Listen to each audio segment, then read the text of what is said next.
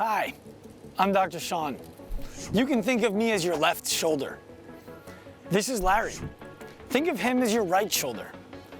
We're gonna use this Jeep behind us to show you how when your left shoulder and your right shoulder work together, great things can happen. Don't think about it as just shoulders though. I might as well be your quad. He could be your hamstring. I would definitely be your glute. He might be like your piriformis or something. We're gonna show you how when we work together, great things get done, and we're gonna show you what happens when we stop working together. So it's easy, when two people work together, left shoulder and right shoulder, we can push the car, get it to our destination. I think that's enough, what do you think? Yeah, pretty good. Easy when we work together. So this time, right shoulder is going to decide that it doesn't really want to do any work anymore. Let's see what happens to Dr. Sean, left shoulder, when right shoulder decides to sit this one out. Yeah, you know what? I'm not going to do anything. You should probably compensate and head to the back of the car for us so we don't spin out. Scenario 1. Right shoulder, you are doing a great job. You keep it up. Look how conditioned you are for this. You're getting us there all by yourself, just fine. Keep doing what you're doing. So what you saw in that example was the right shoulder broke down and the left shoulder took over, and everything seemed to be fine.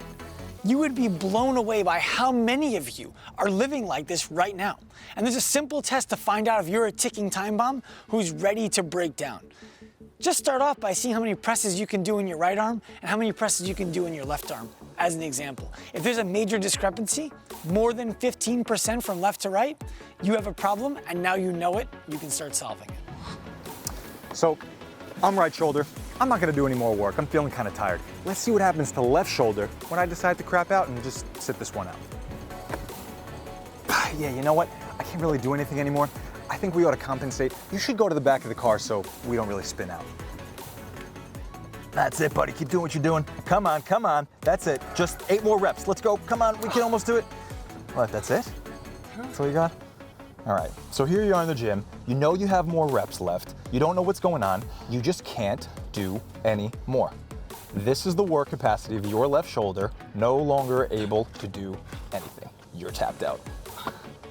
So what we learned in this scenario was that sometimes one shoulder breaks down and then the other shoulder can continue to do work for a little bit before it breaks down. There doesn't have to be any pain for there to be a problem.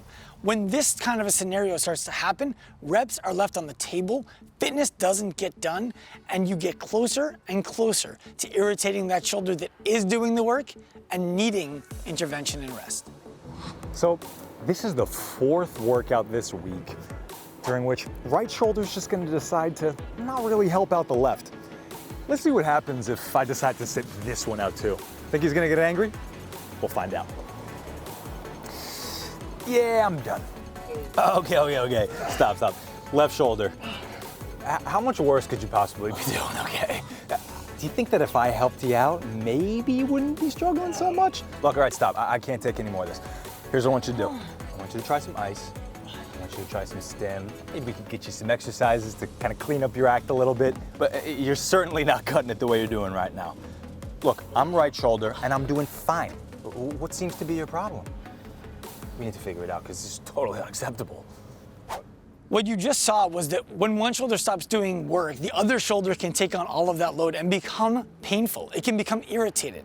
This is usually when you're going to your coach, going to your doctor, going to your orthopedist, going to your chiropractor, your physical therapist, your acupuncturist, your massage therapist, whoever it might be, to get that left shoulder taken care of. Reality is getting that left shoulder taken care of is only going to perpetuate the problem, adding capacity to it, and further gapping the work that the left and the right shoulders are doing. That can lead to bigger injury and longer time out of the gym long term. All right, so this is gonna be left shoulder's 5th workout this week, during which right shoulder's just gonna sit this one out. Let's see what happens this time. Yeah. Hey, I'm gonna sit this one out. Yo, what's the deal? All right, you tired?